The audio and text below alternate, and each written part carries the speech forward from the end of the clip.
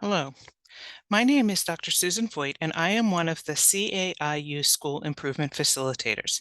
In this short video, we are going to address what is school improvement, particularly the TSI status, and how we got here. One thing that is important to note for the 2013 designations for TSI status is that all TSI schools must use the FRCPP portal to enter their plan and submit it to PDE, regardless of their Title I status. In the past, using the portal for non-TSI schools had been optional. This is no longer optional, and all TSI schools must use the portal. We are glad you are here today to learn how you ended up in this process and in the TSI designation so that you can move forward and accurately address your situation in the portal. Before we begin, I do want to outline the components and the people who are involved in the school improvement team.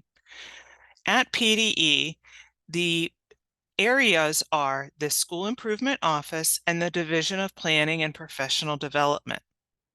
PDE's partners at the CSI level are the Allegheny Intermediate Unit, IU 13 and Lancaster, Lebanon, Berks County Intermediate Unit, and Chester County Intermediate Unit. ATSI and TSI are supported by Patan. All IUs have school improvement facilitators to provide regional IU support. We are often seen listed as SIFs or SIFs in various documents. So what is school improvement? School improvement is the process of identifying schools for support, determined annual meaningful differentiation, or AMD, by the federal statute. It results in 3 federally prescribed designations: Comprehensive Support and Improvement, or CSI, Additional Targeted Support and Improvement, or ATSI, and Targeted Support and Improvement, or TSI. This webinar will address some of the issues with CSI and ATSI when they are relevant in the discussion of TSI. Of those 3 designations, CSI identifies the schools facing the most significant challenges in academic achievement, student growth, and other areas. ATSI are schools in which the performance by one or more student groups is at or below the level of the CSI schools. TSI is schools in which the performance by one or more student groups is at or below the state established standards. CSI identification happens every 3 years. ATSI identification happens every 3 years as well. TSI identification is an annual designation.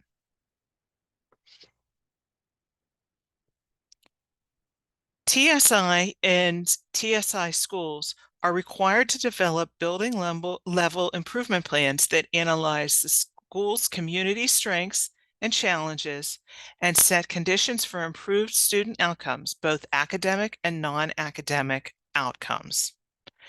These plans require approval from the Board of School Directors or the Charter School Board trustees. Unlike schools for CSI or ATSI, schools designated for TSI determine the duration of their improvement plans, but it must be at least 1 year in length. So how did we get here? First of all, school improvement is defined by the Every Student Succeed Acts, or ESSA, designation process. First, the state must develop indicators, followed by a 3-step system in order to determine how schools are doing in the system And in Pennsylvania, it is Pennsylvania's commitment to ensuring that all schools are included in the accountability system, regardless of size or testing status. In the ESSA, or Every Student Succeeds Act, the required indicators are achievement for the percent proficient on the English Language Arts assessment, the percent proficient on the math assessment, academic progress, and growth.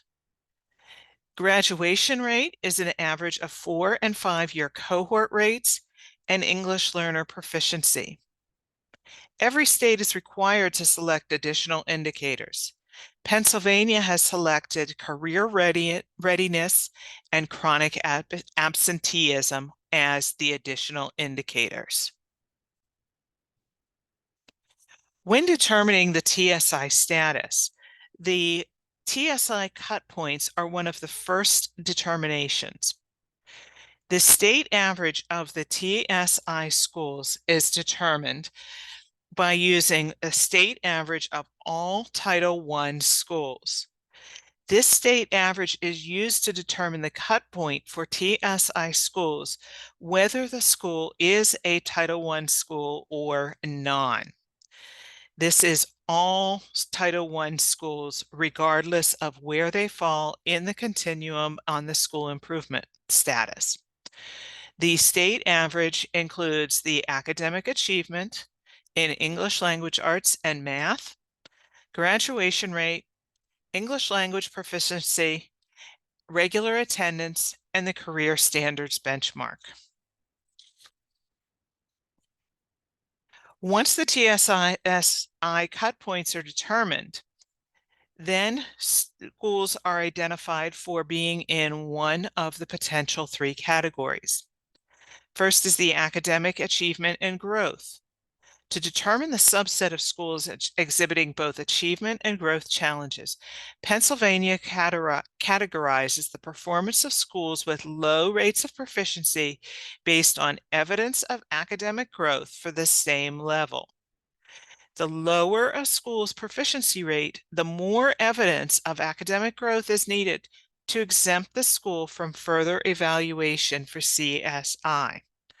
Therefore, if schools are in CSI, they are typically not in ATSI or TSI, and vice versa.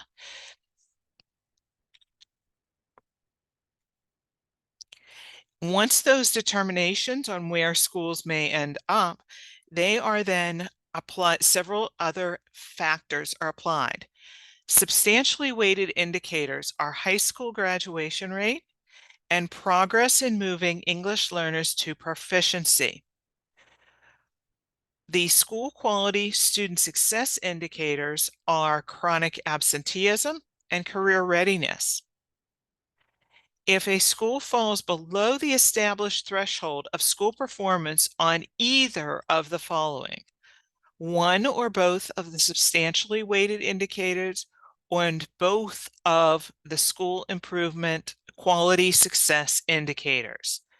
Either one of those indicators, one or both substantially weighted indicators, or both quality student success indicators, could potentially place a school in TSI.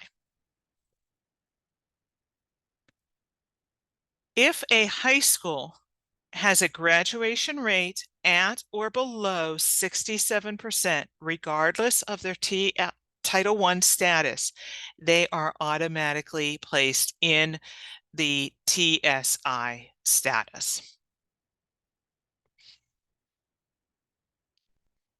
All schools have the potential to be in the TSI status. In the past, some schools that were very small did not have the minimum end size for a subgroup, whether it was for racial or ethnic student group needs. Therefore, PDE has created a master aggregate racial and ethnic student group for very small schools. This could have been used in order to create a minimum N size for a school in determining TSI status. If a school's inability to calculate growth or career standards benchmarks, this could not exclude a school from designation. Schools in which no grade level is assessed are still subject to the calculations for chronic absenteeism and other factors in steps 2 and 3. And schools with variant grade configurations are subject to accountability determination based on all available data to the school. So why does it matter if you are designated as a TSI school and you are a Title I school? As mentioned earlier, all TSI schools must use the FRCPP portal to enter their plan and submit it to PDE, regardless of the Title I status.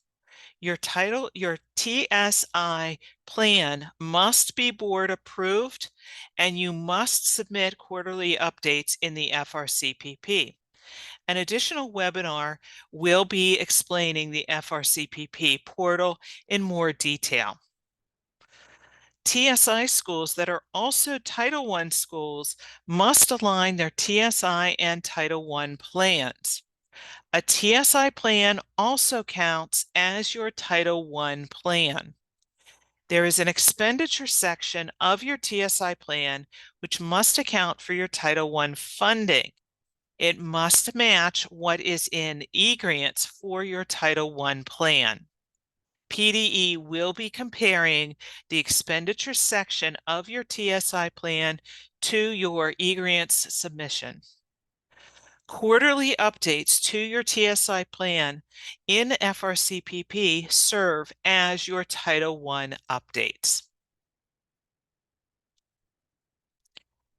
As a refresher and a reminder, how is CSI and ATSI information used to identify your TSI schools?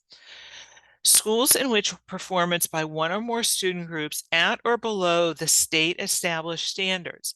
Again, this is for all schools that is averaged together for the standards. Once the state averages are identified, then they identify the CSI schools, the ATSI schools, and all of the remaining schools which are below the standards. These schools are achievement, growth, and subgroups. If they are at or below the state established standards, then the school is identified as TSI.